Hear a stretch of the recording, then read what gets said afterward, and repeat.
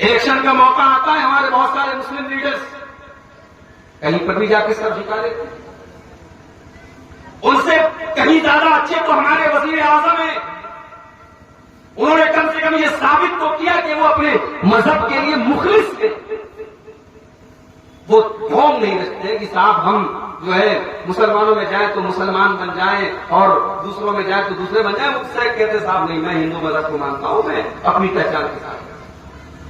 یہی ہونا چاہیے صاحب. اگر آپ کے نام کے ساتھ خان لگا ہے، آپ کے نام کے ساتھ انصاری لگا ہے، آپ کے نام کے ساتھ مسلم سرنیم لگا ہے، آپ مسلم لیڈر ہیں، اور موقع پڑنے پر آپ کسی پتھر کے آگے بھی سر جھکا دیں، کسی لیڈر اللہ کے در پہ جا کے آپ سر جھکا دیں اور کہیں کہ صاحب الیکشن کا معاملہ ہے اور کرنا پڑتا ہے، تو نہیں صاحب. جدا ہوتی سیاست سے تو رہ جاتی ہے چنگیں. دین اور سیاست الگ نہیں ہے. دین کو سیاست سے الگ مت کرو، سیاست کرو مگر دین سے الگ ہو کے مت کرو میرے بھائی. آپ پالیٹکس میں بھی اگر رہیں تو اپنے دین کے اوپر قائم رہیں، اور اگر آپ کی پالیٹکس اور آپ کی سیاست دین سے دور کر رہی ہے تو ایک بہت گھاٹے کا سودا ہے. چھوڑ دو ایسی سیاست، نہیں ضرورت ایسی سیاست. تو توحید میں آج مسلمان بہت برباد ہوا ہے، جبکہ ہماری سب سے بڑی پونجی یہی توحید. ابراہیم علیہ السلام جب اپنے بیوی بچے کو مکہ کے بیاب ہو گیا سرزمین پہ چھوڑ کے جانے لگے، کیا دعا کرتے ہیں؟ کہتے ہیں اللہ ربنا انی اسکنت من ذریتی بواد غیر ذی زرع عند بیتک المحرم ربنا لیقیموا الصلاۃ. اے اللہ اپنی بیوی بچے کو اس بیاب ہو گیا مکہ کی سرزمین میں تیرے گھر کے پاس چھوڑ کے جا رہا ہوں.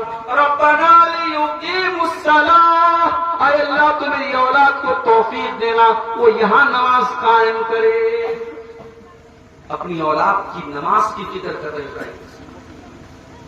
اور دوسرے مقام پہ کہتے ہیں رب انہن اضللن کثیرا من الناس، اے اللہ ان بتوں کی وجہ سے بہت سارے لوگ گمراہ ہو گئے.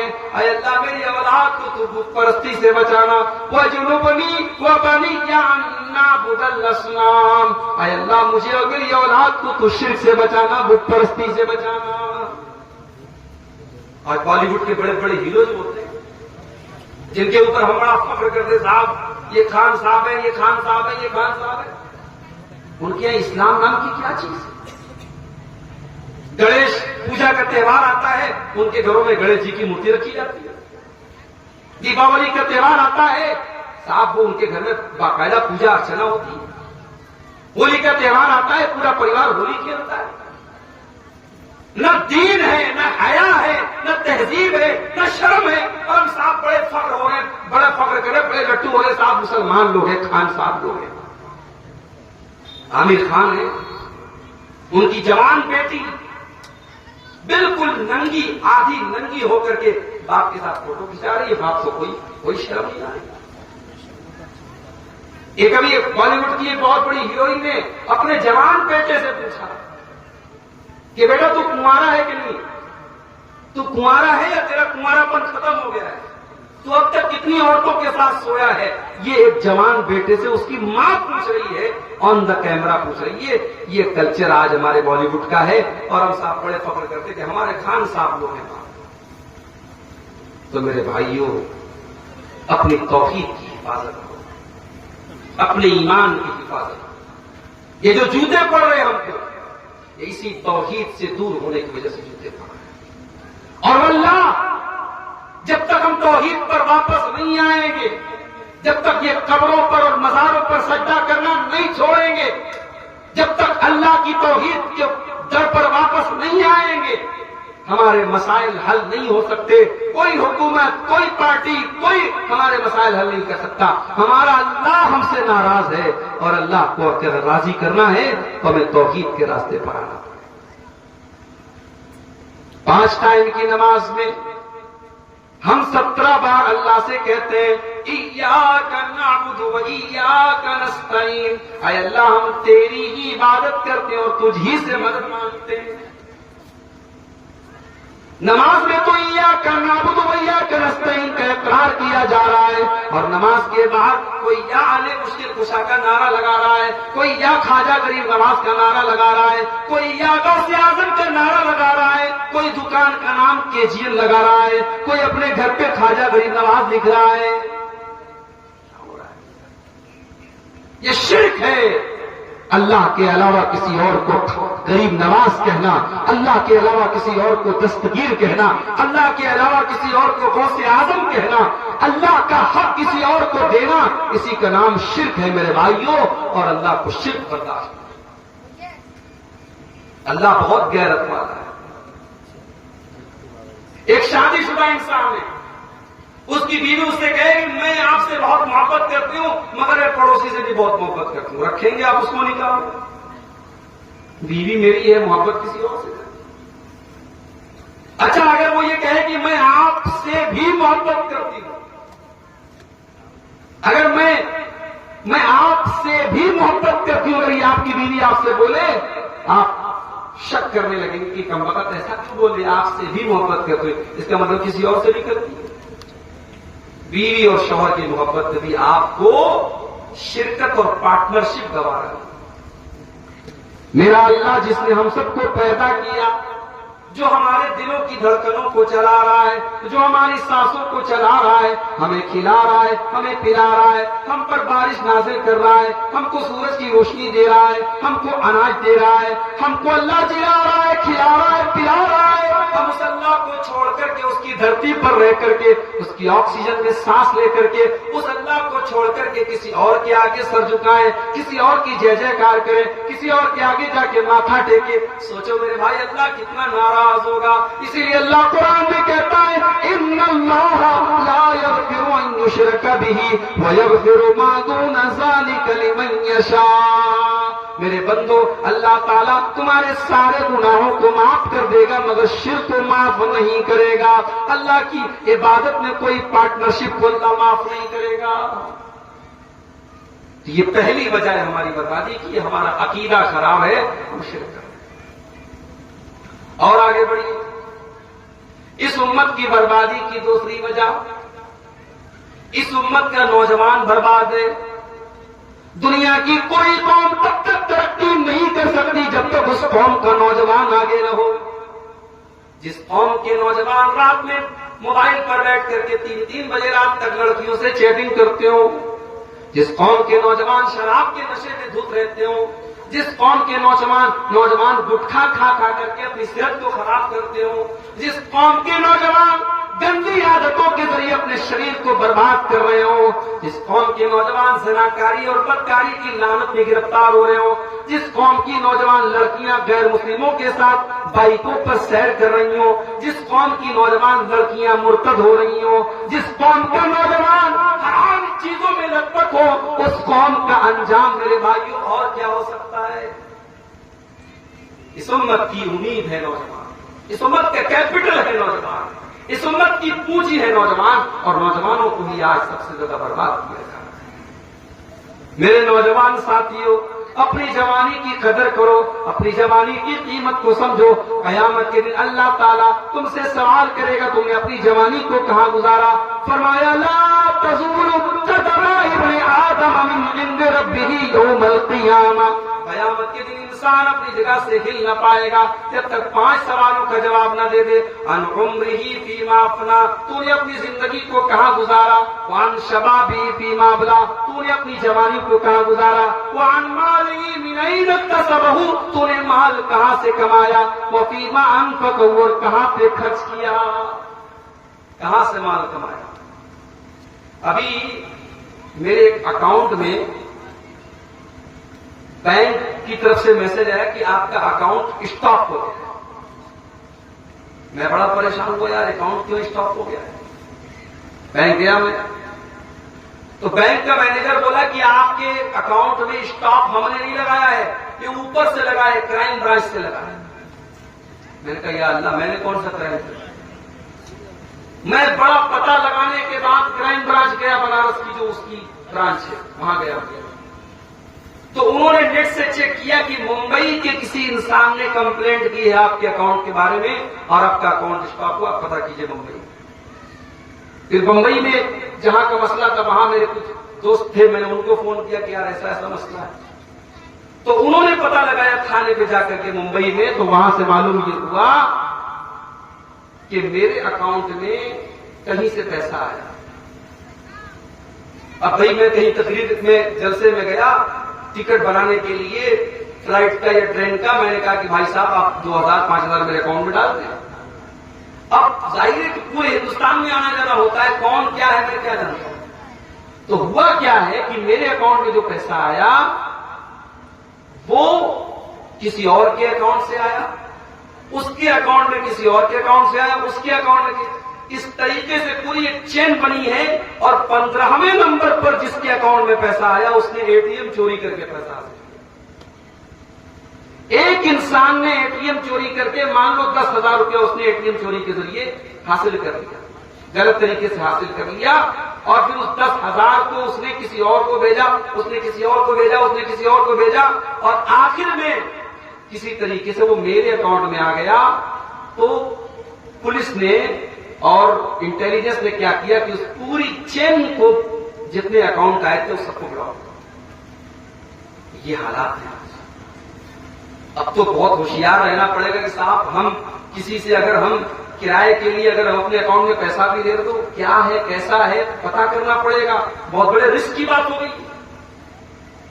آپ کے اسی جھارکھنڈ میں جامتارا میں نوجوانوں کی ایک بڑی تعداد یہ کام کر رہی ہے، لوگوں کو فون کر کے ان سے جھوٹ بول کر کے دھوکہ دے کر کے فراڈ کر کے ان کے اے ٹی ایم سے پیسے اڑا کر کے لاکھوں کروڑوں کی بلڈنگیں کھڑی کر رہے ہیں۔ میرے پیارے ساتھیوں، یہ پیسہ کمانے کے ناجائز طریقے آج ہمارا نوجوان اپنا رہا ہے۔ آئی پی ایل کا میچ چل رہا ہے، ایک ایک میچ پر سٹا ہو رہا ہے اور نوجوان سٹے بازی کے ذریعے پیسہ کما رہا ہے۔ یہ ڈریم 11، یہ فلاں فلاں، یہ تمام ایپ کے ذریعے حرام اور ناجائز طریقے سے پیسہ کمانے کی ہوڑ لگی ہے۔ میرے نوجوان ساتھیوں، اللہ نے آپ کو ہاتھ اور پیر دیے ہیں، یا تو تجارت کرو، اگر دماغ ہے اگر پیسہ ہے تو تجارت کرو، بزنس کرو، اور اگر اتنا دماغ نہیں ہے تو محنت اور مزدوری کر کے اپنی محنت مزدوری کی کمائی کھاؤ، اپنے ہاتھ پیر توڑ کر کے حرام طریقے سے پیسے مت کماؤ۔ اللہ نے فرمایا، اللہ کے نبی نے فرمایا، من این اکتسبہ، تم نے مال کہاں سے کمایا ہے، وفیما انفقہ، تم نے مال کہاں خرچ کیا ہے، اس کا بھی تمہیں حساب دینا۔ نوجوان آج یہ سوچتا نہیں کہ اس کو اپنی جوانی کا حساب دینا ہے اللہ تعالیٰ کو۔ اللہ کے نبی فرماتے ہیں، اغتنم خمسا قبل خمس، 5 چیزوں کی قدر کرو 5 چیزوں کے آنے سے پہلے، شبابک قبل حرمک، اپنی جوانی کی قدر کرو بڑھاپے کے آنے سے پہلے۔ آج جوانی ہے کل نہیں ہوگی، آج طاقت ہے کل نہیں ہوگی۔ آج میں 650 کلومیٹر کا سفر کر کے بھوکا پیاسا بنارس سے بہار آ رہا ہوں، آپ کے دیگھل بینک، یہ بالکل آخری کونا ہندوستان کا نیپال بارڈر سے سٹا، اتنا لمبا سفر کر رہا ہوں، ہو سکتا ہے 10 سال بعد میرے جسم کا اسٹیمنا اس بات کی اجازت نہ دے۔ اور مجھے یہ بھی پتا ہے آپ کے اس علاقے میں 2 مرتبہ ایسا ہوا، میں تاریخ مجھ سے مل گئی، پروگرام کا میں نے وعدہ کیا نہیں آ پایا، مجبوری آ گئی، چھٹی نہیں مل پائی، میں ٹیچر آدمی ہوں، ڈیوٹی والا آدمی ہوں، ڈیوٹی نہیں چھوڑ سکتا۔ لوگوں نے بات اڑا دی کہ صاحب عبدالغفار صاحب کو بڑے دھوکے بعد آتی، لوگوں کو کہنے میں تو ٹیسٹ نہیں لگتا، لوگوں کو کہنے میں دیر نہیں لگتی، ہوا اڑا دی کہ صاحب عبدالغفار صاحب بہت بڑے دھوکے بعد آدمی ہیں، انہوں نے وعدہ کیا تھا نہیں آئے۔ عبدالغفار صاحب کی مجبوری کیا تھی یہ تو آپ نہیں جانتے۔ مولانا جزیر صاحب کے والد صاحب کا انتقال ہوا ابھی حال ہی میں، ان کے والد کی طبیعت بہت خراب تھی، وہ اٹاوا سے لکھنؤ میں لے کے آئے اپنے والد کو، انہوں نے اٹاوا سے لکھنؤ لے کے آئے اپنے والد کو، وہ اتفاق سے میرا اور مولانا جزیر صاحب کا پروگرام تھا نیپال میں، جو یو پی کی بارڈر سے سٹا ہوا نیپال کا علاقہ ہے لمبینی، وہاں پہ پروگرام۔ جیسے والے پریشان تھے، مجھے بار بار میسج کر رہے تھے آپ ذرا مولانا صاحب کو بولیے کہ آئے نہیں آئے تو ہماری بڑی بے عزتی ہو، حالانکہ جلسہ بہت بڑا تھا۔ وہاں مولانا جزیر صاحب کا بھی نام تھا، میرا بھی نام تھا، مولانا جلال الدین قاسمی صاحب کا بھی نام تھا، اور بھی علماء تھے. کچھ لوگوں نے تو یہاں تک کہا کہ آج تک مولانا جلال الدین قاسمی صاحب، مولانا جزیر صاحب اور عبدالغفار صاحب یہ لوگ کبھی ایک اسٹیج پر اکٹھا نہیں ہوئے. یہ تو بہت بڑا جو ہے چمتکار ہو جائے گا کہ تینوں لوگوں کو آپ لوگوں نے کیسے اکٹھا کر دیا. حالانکہ ایسا کوئی مسئلہ نہیں. کئی مرتبہ ہم لوگوں کا پروگرام ہو چکا ہے بمبئی وغیرہ میں، مہاراشٹر وغیرہ میں ہم لوگ ساتھ میں پروگرام کیے، گجرات وغیرہ میں. لیکن بہرحال وہاں کے نوجوان بہت پریشان تھے، مجھے بار بار کال کر رہے تھے، میسج کر رہے تھے. میں نے مولانا جرجی صاحب کو میسج کیا، انہوں نے کہا کہ شیخ میں نہیں آ سکتا، والد صاحب کی طبیعت بہت خراب ہے. اور واقعی میں بہت خراب تھا. ان کے والد صاحب بہت نیک انسان تھے، بہت اللہ والے تھے، مجھ سے کبھی ملاقات نہیں کی. لیکن 2 مہینہ پہلے ویڈیو کال کے ذریعے ایک بھائی نے بات کرائی تھی، بڑی انہوں نے دعائیں دی، بڑی تعریف کی اور کہا کہ مولانا میں علماء کی بڑی عزت کرتا ہوں. اور ایک بہت بڑے ہماری جماعت کے عالم تھے مولانا داؤد راز صاحب، ان کا نام انہوں نے لے کے کہا کہ مولانا میں نے علامہ داؤد راز صاحب کی جوتیوں کو سیدھا کیا ہے. وہ آتے تھے ہمارے اٹاوا میں، ہم ان کی جوتیوں کو سیدھا کرتے تھے، ان کی خدمت کرتے. مجھے بڑا اچھا لگا کہ 80 سال کا ایک بوڑھا تعریف کر رہا ہے اس عمل کی اور فخر کر رہا ہے کہ میں نے علماء کی خدمت کی. معاف کرنا میرے بھائی، آج ہمارے یہ نوجوان کوئی عالم آتا ہے سیلفی لینا، ان کو آتا ہے کہ صاحب ہم سیلفی لے لیں. کوئی مقرر آتا ہے اس کا ویڈیو بنا لے، انٹری ویڈیو بنا لے، اس کے ساتھ فوٹو کھینچانے کا تو بڑا شوق ہے. مگر علماء کی عزت کیا ہوتی ہے، علماء کا احترام کیا ہوتا ہے، علماء کی خدمت کیا ہوتی ہے، ہمارے نوجوانوں کو نہیں پتا. مولانا جرجیز صاحب کے والد کے جملہ آج بھی میرے کانوں میں گونجتا ہے. انہوں نے کہا کہ میں نے علامہ داؤد راز صاحب کی جوتیاں سیدھی کی. اور مجھے بتایا لوگوں نے جب اٹاوا میں کوئی عالم آتا تھا، مولانا جرجیز صاحب کے والد حافظ الیاس صاحب رحمۃ اللہ علیہ اپنے گھر میں دعوت دیتے تھے، کھلاتے تھے، پلاتے تھے، گفٹ دیتے تھے. یہ قدر کرتے تھے علماء کی، عزت کرتے تھے. تو میرے بھائی مجبوری آ سکتی ہے، ان کے والد کی طبیعت خراب ہو، کیسے آئے؟ 2 سال پہلے میرے ساتھ بہت بڑا ایکسیڈنٹ ہوا تھا. یو پی کے ایک پروگرام سے میں لوٹ رہا تھا، میری پوری کار جو ہے ٹرک میں جا کے لگی. پوری کار بالکل دھوست ہو گئی، برباد ہو گئی، جان بڑھ گئی. ہماری ڈیزائر کار تھی، آگے اس نے اگر وہ نہ لگا رہتا، کیا نام ہے اس کو، جو اس میں وہ گیس ہوتی ہے، کیا بولتے ہیں، بمپر نہیں ماری، وہ جو جان بچانے کے لیے لگا رہتا اس نے ایئر بیگ نہ ہوتا تو اللہ تعالیٰ نے حفاظت کی، خطرناک حادثہ ہوا. بظاہر تو مجھے کوئی چوٹ نہیں آئی، مگر 1 ہفتے تک ایسا لگ رہا تھا پوری باڈی ہل رہی ہے، دکھ رہا تھا، پورا بدن دکھ رہا تھا، اتنا خطرناک حادثہ ہوا. پیچھے جو ہمارے ساتھی گئے تھے ان کے تو سر میں چوٹ لگی تھی خطرناک طریقے سے، اور تو ایسا بے ہوش ہو گئے، مجھے لگا وہ تو اللہ کو پیارے ہو گئے. ڈرائیور کے پیر میں خطرناک چوٹ آئی. اور اسی کے 1-2 دن کے بعد میرا پروگرام تھا جھارکھنڈ میں پاپڑ. اب میں کہہ رہا ہوں بھائی میں نہیں آ سکتا یار، طبیعت نہیں صحیح ہے، اتنا بڑا حادثہ ہو گیا. ارے شیخ آپ نہیں آئیں گے تو یہ ہو جائے گا، وہ ہو جائے گا، کیا جواب دیں گے؟ بھائی مجبوری ہو سکتی ہے. کوئی انسان اگر وعدہ کرنے کے بعد نہیں آیا ہے تو ضروری نہیں کہ اس نے وعدہ خلافی کی ہو. اس کے ساتھ مسائل ہو سکتے ہیں، اس کے گھر میں کوئی مسئلہ ہو سکتا ہے، کوئی بیماری ہو سکتی ہے، کوئی حادثہ ہو سکتا ہے.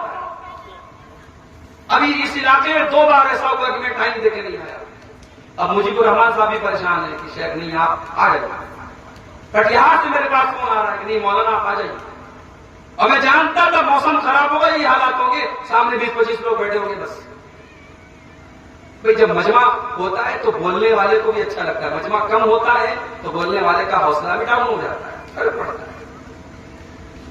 میں جانتا تھا موسم خراب ہوگا، پبلک رکے گی نہیں، لیکن اب وعدہ ہو چکا ہے اور میں نے سوچا چلو بھائی کم سے کم 2 بار ایسا ہو چکا ہے، آج تو کسی طریقے سے پہنچتا ہوں.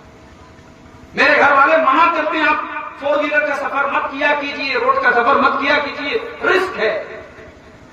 ہمارے ڈرائیور صاحب بیچارے بڑی اسپیڈ میں چلا کے لے کے آتے ہیں، وہ ہمارے بڑے جان پہچان کے ڈرائیور ہیں، اچھے ڈرائیور ہیں. میں بہار میں کہیں جاتا ہوں ان کو لے کے جاتا ہوں، بھروسہ ہے مجھے، لیکن ہے تو انسان. گاڑی چل رہی ہے 100 کی اسپیڈ میں، 150 کی اسپیڈ میں، سامنے سے کچھ بھی آ سکتا ہے، بلی آ گئی، کتا آ گیا، پھر گاڑی کنٹرول کرنا مشکل ہے، جو کیا ہوگا بھائی؟ تو یہ جان ہتھیلی پہ رکھ کے ہم لوگ چلتے ہیں میرے بھائی۔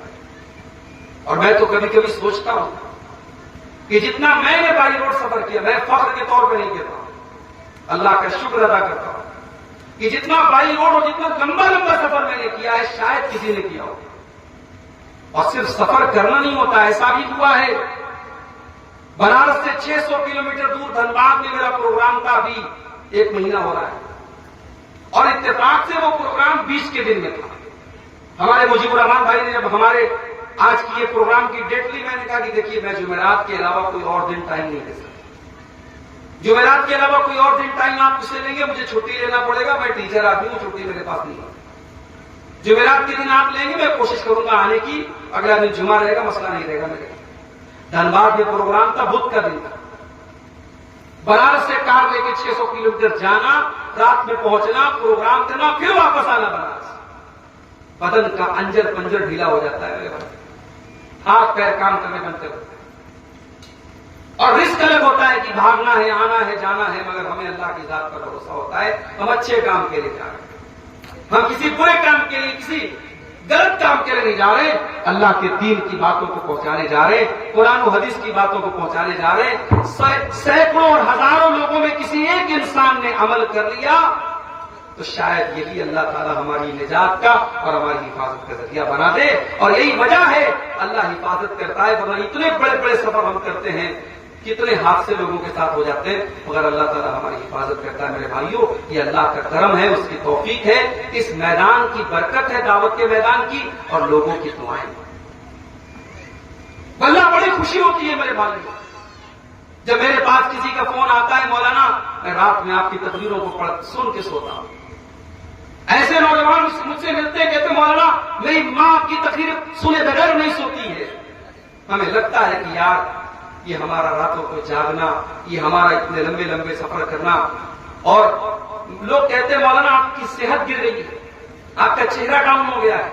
پچھلے رمضان کے پہلے میں نے کتنے سفر بائی روڈ کیے، میری صحت پر خطرناک اثر پڑا، لوگوں نے صاف کہہ دیا کہ آپ کی صحت بہت گر گئی ہے۔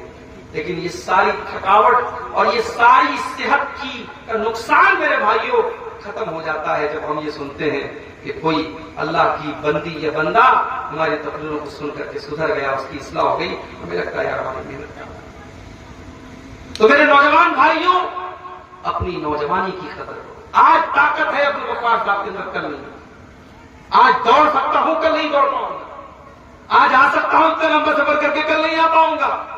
جب تک طاقت ہے، جوانی ہے، اللہ کی رضا کے کاموں میں، نیکی کے کاموں میں، اچھے کاموں میں اپنی طاقت کو استعمال کرو۔ میرے نوجوان ساتھیوں، آج آپ کی خرابی سے امت کی خرابی ہے، آپ کی بربادی سے امت کی بربادی۔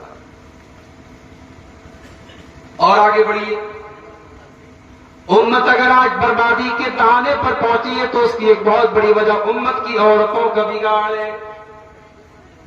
عربی کا ایک جملہ ہے، المرأۃ نصف الامہ، عورت امت کا آدھا حصہ ہوتی ہے۔ دنیا کی آدھی آبادی عورت کی ہوتی ہے، اور باقی آدھی آبادی کو جنم دینے والی بھی عورت ہوتی ہے، مرد کو جنم دینے والی بھی عورت ہوتی ہے۔ عورت بگڑ جائے، عورت خراب ہو جائے، عورت برباد ہو جائے تو سماج صحیح نہیں ہو سکتا۔ اور پھر عورت مسلمان عورت کی اپنی ایک پہچان ہے۔ مسلمان عورت جب نقاب پہن کر کے نکلتی ہے تو منافقوں اور کافروں کے سینوں پر سانپ لوٹتے ہیں کہ یہ کون آ گئی۔ اس کے نقاب سے سب سے زیادہ تکلیف ہوتی ہے تو اسلام کے دشمنوں کو تکلیف ہوتی ہے۔ اسی لیے اللہ قرآن میں کہتا ہے، یا ایھا النبی قل لازواجک وبناتک ونساء المؤمنین یدنین علیہن من جلابیبہن۔ اے نبی اپنی بیویوں سے کہہ دیجئے، اپنی بیٹیوں سے کہہ دیجئے، اور تمام مومنہ عورتوں سے کہہ دیجئے، یدنین علیہن من جلابیبہن۔ جب وہ اپنے گھر سے نکلا کرے تو اپنے اوپر جلباب ڈال لیں، اپنے اوپر نقاب ڈال لیں، اپنے اوپر برقع ڈال لیں۔ ذالک ادنیٰ ان یعرفن فلا یؤذین۔ یہ نقاب ان کی پہچان بن جائے گا، یہ برقع ان کی پہچان بن جائے گا۔ مسلمان عورت کا برقع اس کی پہچان ہے میرے بھائی۔ آج بنگال کا علاقہ آپ سے قریب ہے، بنگال میں جلسوں میں جاتا ہوں، مردوں کا پنڈال لگا ہے، بیچ میں ایک جو ہے ہلکا سا وہ باؤنڈری دیا ہوا ہے، دوسری طرف عورتیں بیٹھی ہوئی ہیں اور سب بغیر نقاب کے بیٹھی ہوئی ہیں۔ یہ مناسب نہیں ہے میرے بھائی۔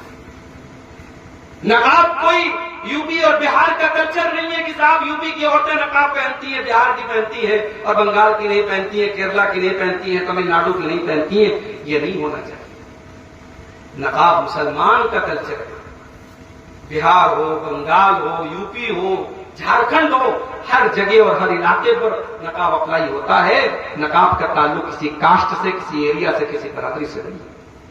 آج مسلمان عورتیں، اللہ معاف کرے، بڑی خرابیاں ہماری عورتوں کے اندر بھی پائی جا رہی ہیں۔ سب سے بڑی خرابی تو یہ ہے کہ ہماری عورتیں دین سے دور ہیں۔ اور آج کا یہ پروگرام میرے خیال سے مدرسہ کیا نام ہے، مکرجہ علی بنا ہے، لڑکیوں کا ادارہ ہمارے مجیب الرحمان بھائی نے قائم کیا ہے۔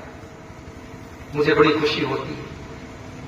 میں گیا ہوں بعض لڑکیوں کے اداروں میں اور مجھے حیرت ہوتی کہ کیسے یہ ادارے چلتے ہیں۔ بڑی قربانیاں لوگ دیتے ہیں صاحب۔ وہ عورتیں، وہ لڑکیاں اپنے گھروں کو چھوڑ کے، اپنے ماں باپ کو چھوڑ کے، ایسا نہیں کہ وہ ہاسٹل میں بڑے محل میں رہتی ہیں، ٹوٹے پھوٹے سے کمرے ہوتے ہیں اور فیسلٹی بہت کم ہوتی ہے، مگر اپنے گھر بار کو چھوڑ کے، اپنے ماں باپ کو چھوڑ کے ہاسٹلوں میں رہنے والی یہ لڑکیاں کیوں آتی ہیں؟ تاکہ دین سیکھ لیں، قرآن سیکھ لیں، حدیث سیکھ لیں، امت کی بھلائی کی باتیں سیکھ لیں اور جا کر کے ایک اچھا دعوت کا کام کریں۔ میرے بھائیوں، آج ہماری عورتوں کے اندر دین کی جانکاری نہ کے برابر۔ اور آپ دیکھیے آپ کے بہار میں اور آپ کے بنگال میں بڑی تعداد میں مسجدوں میں عورتوں کا انتظام ہے۔ آپ کے گاؤں میں ہے؟ نہیں۔ ایسا نہیں کہ گاؤں میں پیسہ نہیں لوگوں کے پاس، مسجد بنا سکتے ہیں تو کیا عورتوں کو نہیں بنا سکتے؟ حساب کتاب بالکل بنا سکتے ہیں۔ جھارکھنڈ میں ایک جگہ پڑتی ہے لال بٹیا، وہاں پہ بہت شاندار مسجد تھی۔ میں گیا وہاں جمعہ پڑھانے، میں نے کہا کہ صاحب اتنی بڑی مسجد ہے، ہزاروں کی تعداد میں مرد حضرات آئے ہیں عبدالغفار صاحب کو سننے کے لیے، کیا آپ کی عورتوں کو دین سیکھنے کی ضرورت نہیں ہے، دین سننے کی ضرورت نہیں ہے؟ میں نے ان لوگوں سے کہا کہ آپ کے اللہ نے بہت دولت دی ہے وہاں، چونکہ کوئلے کی کان ہے، بہت پیسہ ہے لوگوں کے پاس۔ میں نے کہا آپ اگر کوشش کیجیے، آگے بڑھیے، آپ ایک دن میں اگر محنت کریں گے عورت کا انتظام کر سکتے ہیں مسجد۔ اگلی بار 1 سال کے بعد جب میں گیا اس مسجد میں، دیکھا شاندار عورتوں کا بھی پورا پورشن بنا دیا ہے اور عورتیں بھی بڑی تعداد میں جمعہ کی نماز میں آ رہی ہیں۔ عورتیں پیاسی ہیں دین کی، ان کو طلب ہے دین کی، آپ ان کی طلب کو پورا نہیں کر رہے۔ وہ چاہتی ہے کہ ہمیں دین سکھایا جائے، ہمیں دین بتایا جائے۔ اور معاف کیجیے گا، یہ جلسوں اور تقریروں میں عورتیں جو آتی ہیں مجھے پتا ہے وہ تقریر سنتی کم ہے، مارکیٹ میں زیادہ ٹہلتی رہتی ہے۔ مارکیٹ میں میرا ٹھیلا میں زیادہ لگی رہتی ہے، جلسے میں کم آتی ہیں، جلسوں سے دین نہیں سیکھیں گی۔ آپ عورتوں کا انتظام مسجد میں کیجئے اور ہر خطبے میں عورتوں کو لے کے آئیے اور پھر گھر کی عورتوں کو دین سکھائیے۔ اللہ کے نبی فرماتے ہیں نعم النساء، حضرت عائشہ فرماتی ہیں نعم النساء نساء الانصار، انصار کی عورتیں بڑی بہترین عورتیں ہوتی ہیں۔ لا يمنعهن الحیاء ان يتفقهن فی الدین، وہ دین سیکھنے کے معاملے میں شرماتی نہیں ہیں۔ عورتیں دین سیکھنے کے معاملے میں شرماتی نہیں۔ انصار کی عورتیں دین سیکھنے کے معاملے میں شرماتی نہیں ہیں۔ وہ نبی کے پاس آ کر کے بڑے پرائیویٹ قسم کے مسئلے پوچھتی تھی، حیض کا مسئلہ پوچھتی تھی، میاں بیوی کے ملاقات کا مسئلہ، بڑے پرائیویٹ قسم کے مسئلے بھی پوچھتی تھی۔ وہ دین سیکھنے کے معاملے میں شرماتی نہیں تھی۔ تو اپنی عورتوں کو دین سکھاؤ میرے بھائی۔ آج عورتوں کے اندر بڑی جہالت ہے۔ شادیوں میں عورتیں کیا کیا کر رہی ہیں؟ سندور لگا رہی ہیں، ماتھے کی بندیا ٹیکا لگا رہی ہیں۔ ہمارے بنارس میں ایک جگہ شادی تھی، شادی کے موقع پر لڑکی کو بہت سارا سامان دیا جا رہا تھا، اس میں ایک سہاگ کی پڑیا تھی۔ میں نے کہا یہ کیا؟ بولے سہاگ کی پڑیا ہے، اس میں کیا ہے؟ سندور ہے، اس میں کچھ جڑی بوٹی ہے، کچھ سامان ہے، اس کا نام رکھ دیا سہاگ کی پڑیا۔ اسلام میں کوئی سہاگ واگ نہیں ہے صاحب۔ اسلام میں شادی شدہ عورت کی سہاگ کی کوئی نشانی نہیں۔ لڑکی نے نکاح کر لیا، بس یہی نشانی ہے۔ اس کے گلے میں منگل سوتر کا ہونا، اس کے بال میں جو ہے وہ سندور کا ہونا، اس کے ماتھے پر بندیا کا ہونا، یہ سب جہالت ہے، یہ سب غیر اسلامی کلچر ہے، اسلام کا اس سے کوئی تعلق نہیں۔ عورتوں میں بہت ساری جہالت ہے۔ شادی ہوتی ہے صاحب، اس میں دیکھ لیجیے کتنی رسمیں ہیں۔ ہلدی کی رسم ہو رہی ہے، شادی کے ایک دن پہلے رات میں بیٹھ کر کے عورتیں گانا گا رہی ہیں، ناچ رہی ہیں۔ مسلمان کی بات کر رہا ہوں، ان کے گھروں کی بات کر رہا ہوں، ناچ گانا ہو رہا ہے۔ وہ دیہاتوں میں پتہ نہیں کیا کہ برہا وغیرہ گاتی ہیں، گیت گاتی ہیں لڑکیاں، جوان عورتیں وہ آ کے گیت گاتی ہیں شادی کے موقع پر۔ یہ ساری چیزیں غلط ہیں میرے بھائی۔ ہلدی کی رسم ہوتی ہے، شادی کے 2-4 دن پہلے ہلدی لگتی ہے دلہن کو، اب اس میں جتنی لڑکیاں آتی ہیں سب ہلدی کلر کا کپڑا پہنتے ہیں۔ دعوت ہوتی ہے، غریب آدمی بیچارہ شادی کرنے کے لیے اٹھتا ہے، پریشان ہو جاتا ہے کہاں سے شادی کروں۔ غریب آدمی کے لیے شادی کرنا چیلنج ہو چکا ہے، بیچارہ بینک سے لون لیتا ہے، قرضے لیتا ہے، گھر مکان بیچتا ہے، تب جا کر کے غریب اپنی بیٹی کی شادی کرتا ہے۔ میری ماں اور بہنوں، آپ کی ذمہ داری، اگر آپ تک میری آواز پہنچ رہی ہے، آپ کی ذمہ داری بہت بڑی ہے۔ یہ رسم و رواج جب تک آپ نہیں چاہیں گے نہیں ٹوٹ سکتے، اور جس دن عورتیں چاہیں گی انشاءاللہ یہ جہیز کی رسم، یہ بارات کی رسم، یہ منگنی کی رسم سب ختم ہو جائے گی۔ عورتیں اگر طے کر لیں، عورت کے اندر اللہ تعالیٰ نے بات منوانے کی بڑی طاقت ہے، عورت بات منوانا جانتی ہے۔ بھائی فرعون اتنا بڑا ظالم تھا، کسی کی بات نہیں مانتا تھا، مگر فرعون اپنی بیوی کی بات مان گیا۔ جب موسیٰ علیہ السلام حضرت آسیہ کی گود میں پہنچے، فرعون کی بیوی کی گود میں پہنچے، تو فرعون کی بیوی نے کیا کہا؟ وقالت امرأة فرعون لا تقتلوه عسى أن ينفعنا أو نتخذه ولدا۔ فرعون کی بیوی نے کہا کہ ہے میرے سرکار، اس بچے کو قتل نہ کیجیے، یہ بچہ کل ہمیں فائدہ پہنچائے گا، ہمارے کام آئے گا۔ تو فرعون کی بیوی، اور ظالم تھا فرعون، مگر فرعون کی جب بیوی بولی کہ اس کو قتل مت کیجیے تو فرعون مان گیا۔ اس نے کہا ٹھیک ہے، تم کہتی تو مان جاؤ، اور فرعون نے اپنی بیوی کی بات مان۔ تو میرے بھائیو، اپنے گھر کی عورتوں کو دیندار بناؤ تاکہ وہ اپنے شوہروں سے دین کی باتیں منوائیں۔ شوہر سگریٹ پی رہا ہے، بیوی ایسی ہو شوہر کی سگریٹ چھوڑا دے۔ شوہر شراب پی رہا ہے، بیوی ایسی ہو شوہر کی شراب چھوڑا دے۔ شوہر غلط کام میں لگا ہوا ہے، بیوی ایسی خوبصورت اور ایسی شوہر کی قدر کرنے والی اور خدمت کرنے والی ہو کہ بیوی کے رہتے ہوئے شوہر کو کسی اور کی نہ ضرورت پڑے نہ خیال آئے، بیوی ہو تو ایسی۔ اسی لیے اللہ کے نبی سے پوچھا گیا ای النساء خیر، اے اللہ کے نبی سب سے بہترین عورت کون سی ہوتی ہے؟ آپ نے فرمایا التی تسرہ اذا نظر، جب شوہر دیکھے تو خوش ہو جائے۔ بیوی ایسی ہو شوہر دیکھے تو خوش ہو جائے۔ آج یہ بڑا مسئلہ ہے ہمارے گھروں میں، شادی شدہ عورتیں ہوتی ہیں، جلسے میں جانا ہے میک اپ کر کے جائیں گے، پروگرام میں جانا ہے میک اپ کر کے جائیں گی، شادی میں جانا ہے سج سنور کے جائیں گی، کسی پروگرام میں جانا ہے بہترین کپڑے پہن کے جائیں گی۔ شوہر جب گھر میں آتا ہے تو وہی پھٹا پرانا کپڑا، وہی مسالے کی مہک، وہی تیل کی بدبو، وہی پسینے کی مہک۔ کیا کر رہی ہو تم؟ تمہاری زیب و زینت کا، تمہارے میک اپ کا، تمہارے اچھے کپڑے کا سب سے پہلا حقدار تو تمہارا شوہر ہے۔ اس کے لیے تم سچتی نہیں، اس کے لیے سبرتی نہیں ہو، اور زمانے کے لیے تم میک اپ کرتی ہو۔ اللہ کے نبی فرماتے ہیں بہترین عورت وہ ہے التی تسرہ اذا نظر، جب شوہر دیکھے تو خوش ہو جائے۔ وتطیعہ اذا امر، اور جب شوہر کوئی حکم دے تو بیوی اس کی بات مان لے۔ ولا تخالفہ فی نفسہا ومالہ بما یکرہ، اور اپنی آبرو کی حفاظت کرے اور شوہر کے مال کی حفاظت کرے۔ تو عورتوں کا بگاڑ یہ امت کا بگاڑ بن رہا ہے، اور ہمارے یو پی میں تو حالات بہت خراب ہیں۔ ابھی ہمارے دوست کہنے لگے کہ مولانا جب ہم سڑک پہ چلتے ہیں، روڈ پہ چلتے ہیں، اور کوئی برقع والی لڑکی بائک پر نظر آتی ہے تو غور کرنا پڑتا ہے کہ بائک پر جو لڑکا بیٹھا ہے وہ مسلم ہے کہ غیر مسلم ہے۔ حالات کیا، ایک بڑی تعداد میں مسلمان لڑکیاں آج غیر مسلم لڑکوں کے ساتھ نظر آتی ہیں بائک پر بیٹھتے ہیں۔ ابھی صرف بائک پر نظر آ رہی ہیں، آگے کیا معاملات ہو رہے ہیں اللہ عالم۔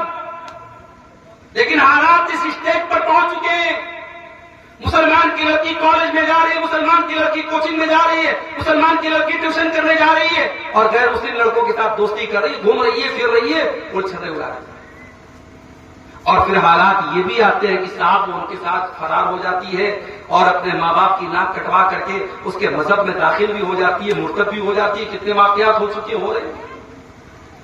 ہمیں اپنی لڑکیوں کو، اپنے گھر کی عورتوں کو کم سے کم اس لائق تو بنائیں میرے بھائی کہ کوئی سوشل میڈیا پہ آ کے کوئی ان کو آئی لو یو اور محبت کے اقرار کر کے کوئی ان کو اپنے جال میں نہ پھنسا لے۔ کم سے کم اس لائق تو اپنی بچیوں کو بناؤ۔ ایمان اتنا حقیر ہے، ایمان اتنا سستا ہے، کسی نے محبت کے 2-4 بول دیے، کسی نے آئی لو یو بول دیا، کسی نے محبت کے اقرار کر دیا، یہ لٹو ہو گئی، اپنا دین، اپنے جان، اپنی آبرو سب برباد کر ڈالی۔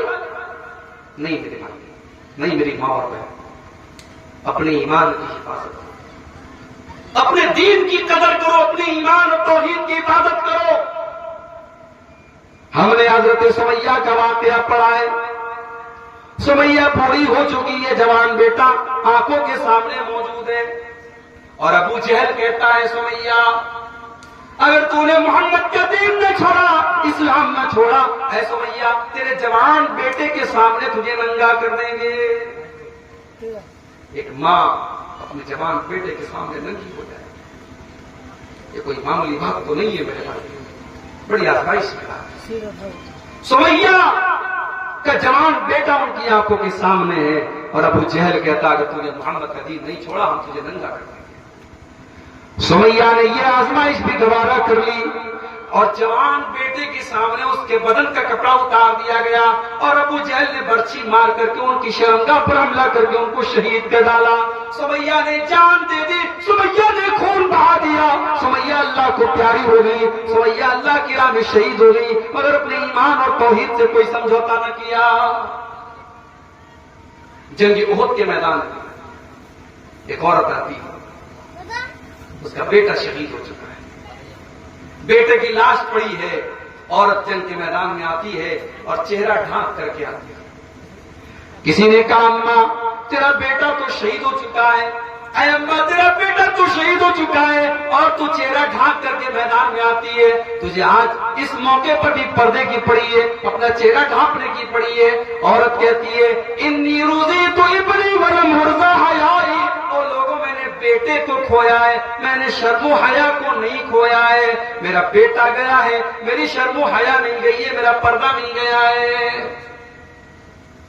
فلسطین کے حالات ہماری آنکھوں کے سامنے، وہاں کھانے کو کھانا نہیں ہے، پینے کو پانی نہیں ہے۔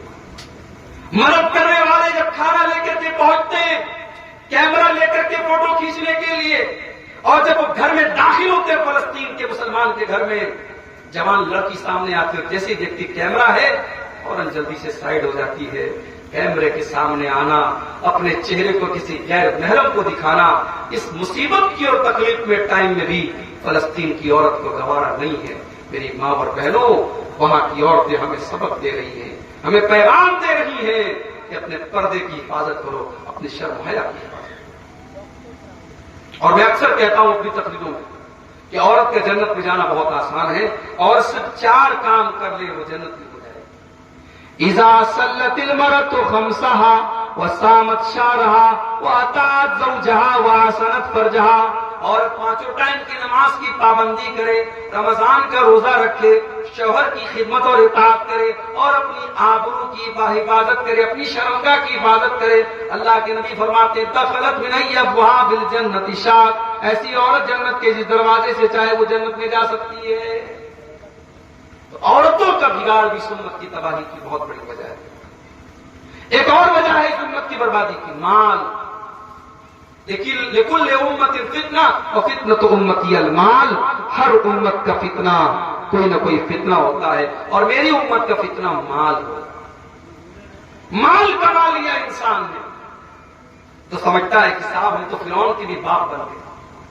4 پیسہ جس کے پاس آ گیا، وہ شبینہ ادیب کا شعر ہے نا، جو خاندانی رئیس ہیں مزاج رکھتے ہیں نرم اپنا، جو خاندانی رئیس ہیں مزاج رکھتے ہیں نرم اپنا، تمہارا لہجہ بتا رہا ہے تمہاری دولت نہیں ہے۔ لہجہ بتاتا ہے میرے بھائی. بڑے بڑے کروڑ پتی ارب پتی بھی رمضان میں عمرہ کرنے آپ جائیں, افطار کٹ بانٹ رہے ہیں وہاں مکے میں مدینے میں, کروڑ پتی, مگر صاحب حاجیوں کی خدمت کرے, عمرہ کرنے والوں کی خدمت کرے, کوئی غرور نہیں, کوئی تکبر نہیں. یا تو صاحب چار پیسے کے آگے باپ سے آدمی تمیز سے بات نہیں کرتا, ماں سے تمیز سے بات نہیں کرتا. اسی لیے اللہ قرآن میں جب قارون کا واقعہ بیان کرتا ہے تو قارون کے بارے میں اللہ کہتا ہے کہ اے قارون کان کھول کر کے سن لے, اللہ نے تجھ کو دولت دی ہے, تو اپنی دولت کے ذریعے آخرت کی تیاری کر. وَابْتَغِ فِيمَا آتَاكَ اللَّهُ الدَّارَ الْآخِرَةَ وَلَا تَنْسَ نَصِيبَكَ مِنَ الدُّنْيَا. اے قارون اپنی دولت کے ذریعے تو آخرت کی تیاری کر. ہاں دنیا میں جو تیرا حق ہے تو اس کو مت بھول, لیکن آخرت کی تیاری کر. اللہ نے اگر آپ کو مال دیا ہے میرے بھائیوں, اپنے مال کے ذریعے آخرت کی تیاری کرو. مال کو بربادی کا ذریعہ مت بناؤ, مال کو تباہی کا ذریعہ مت بناؤ, مال کے ذریعے آخرت کی تیاری. سب ٹھاٹ پڑا رہ جائے گا جب لاج چلے گا بنجارا, قبر کی مٹی میں نہ مال کام آئے گا, نہ تجوری کام آئے گی, نہ بینک بیلنس کام آئے گا. وہاں کام آئیں گے تو آپ کے نیک عمل کام آئیں گے. آپ نے اللہ کی راہ میں جو کیا ہوگا, جو خرچ کیا ہوگا, جو نمازیں پڑھی ہوگی, جو نیکی کی ہوگی, وہی کام آئے گی. میرے پیارے ساتھیوں, مال آج ہمیں اور آپ کو برباد کر رہا ہے. بھائی بھائی میں مقدمہ چل رہا ہے, کیوں؟ مال کی وجہ سے. گھروں میں جھگڑا کیوں؟ مال کی وجہ سے. ایک دوسرے کی زمین ناجائز طریقے سے کیوں ہتھیا رہا ہے؟ مال کی وجہ سے. ایک دوسرے کا مال ہڑپنے کے لیے ہر طریقہ اپنا رہے, کیوں؟ مال کی محبت. اسی لیے اللہ قرآن میں کہتا ہے وَإِنَّهُ لِحُبِّ الْخَيْرِ لَشَدِيدٌ, انسان مال کی محبت میں بہت سخت ہے. تو میرے بھائیوں, مال کی محبت تو نیچرل ہے, لیکن مال کی محبت میں اتنا نہ بڑھے, ہم اتنا حد سے آگے نہ بڑھیں کہ ہم ناجائز اور حرام کام کرنے لگے. اور ایک آخری دو چیزیں بیان کر کے بات ختم کر رہا ہوں, کیونکہ بہت زیادہ وقت لینا بھی مناسب نہیں ہے. آپ حضرات چونکہ موسم بھی صحیح نہیں ہے, آپ حضرات بھی تھک چکے ہوں گے. دو چیزیں اور بیان کر کے بات ختم کرتا ہوں. آج ہماری تباہی اور بربادی کی ایک بہت بڑی وجہ جو مجھے سمجھ میں آتی ہے وہ یہ ہے کہ ہم اپنے علماء سے دور ہو رہے ہیں, اپنے علماء سے ہم کٹ رہے ہیں. انٹرنیٹ کو آج ہم نے عالم کا درجہ دے دیا, یوٹیوب کو عالم کا درجہ دے دیا, فیس بک کو عالم کا درجہ دے دیا. فیس بک پر کوئی فتویٰ دے رہا ہے, ہم نے اس کا فتویٰ سن لیا. یوٹیوب پر کوئی مسئلے کا جواب بتا رہا ہے, ہم نے اس کے مسئلے کے جواب کو صحیح مان لیا.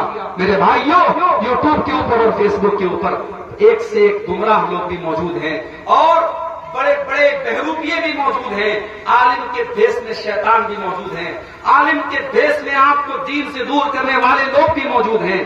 اپنے علماء سے اپنا تعلق جوڑو, جو صحیح اسکالرز ہیں, جو دین کے علماء ہیں, ان سے آپ اپنا تعلق جوڑو. میرے پیارے ساتھیوں, اللہ کے نبی فرماتے ہیں قیامت کے پہلے ایک ایسا دور آئے گا, اللہ تعالیٰ دنیا سے علماء کو اٹھا لے گا, اور جب علماء کو اٹھا لے گا حتی اذا لم یبق عالما, جب علماء نہیں بچیں گے, اتخذ الناس رؤوسا جہالا, تو اللہ تبارک و تعالیٰ کہ علماء کے چلے جانے کے بعد لوگ جاہلوں کو اپنا سردار بنا لیں گے, اور جاہلوں سے فتویٰ پوچھیں گے, اور جاہل ان کو فتوے کا جواب دیں گے, اور خود بھی گمراہ ہوں گے اور دوسروں کو بھی گمراہ کریں گے. آپ کے گاؤں میں, آپ کے علاقے میں جو علماء ہیں, آپ ان کی عزت کیجئے, ان کی قدر کیجئے, ان سے دین کا علم حاصل کیجئے, اور علماء کے کاموں میں ان کا تعاون کیجئے. یہ ہمارے مجیب الرحمان بھائی مدرسہ چلانے میں جانتا ہوں مدرسہ چلانا کوئی آسان کام نہیں. ان لڑکیوں کے ہاسٹل پر جو خرچ ہوتا ہوگا, ان کے کھانے پینے پر, ان کے رہنے سہنے پر جو خرچ ہوتا ہوگا, آج کے اس دور میں مدرسہ چلانا بڑا مشکل کام ہے. اور غیروں کی نظر تو ہے ہی ہے, دشمنوں کی نظر تو ہے ہی ہے, ہمارے اپنوں کی نظر بھی مدرسوں کی طرف بہت ٹیڑھی ہوتی چلی جا رہی ہے, اور مدرسوں کو بہت نشانہ بنایا جا رہا ہے. ایسے حالات میں اگر یہ مدرسے چل رہے ہیں تاکہ ہماری گاؤں کی بیٹیاں, ہماری بچیاں وہ دین سیکھیں, اور ابھی میرے آنے کے پہلے یہ لڑکیاں تقریر بھی کر رہی تھیں اور نظمیں بھی سنا رہی تھیں, اس کا مطلب کہ محنت ہو رہی ہے, ادارہ ترقی کر رہا ہے, کام کر رہا ہے, بس ہمیں اس کو سپورٹ کرنے کی ضرورت ہے. اس بیکورڈ علاقے میں اگر آپ کے گاؤں میں ادارہ کھلا ہے، لڑکیوں کا بنا کھلا ہے، تو میرے بھائیو آپ کی ذمہ داری ہے کہ آپ اس کو سپورٹ کریں۔ نبی اکرم نے اپنے بچوں کی ضرورتوں کو قربان کر کے مدرسہ چلایا تھا اپنے دور میں، آج ہمیں بھی اپنے بچوں کی ضرورتوں کو قربان کر کے ان مدرسوں کا تعاون کرنا ہے۔ میں آپ سب سے اس کے تعاون کی بھی اپیل کرتا ہوں۔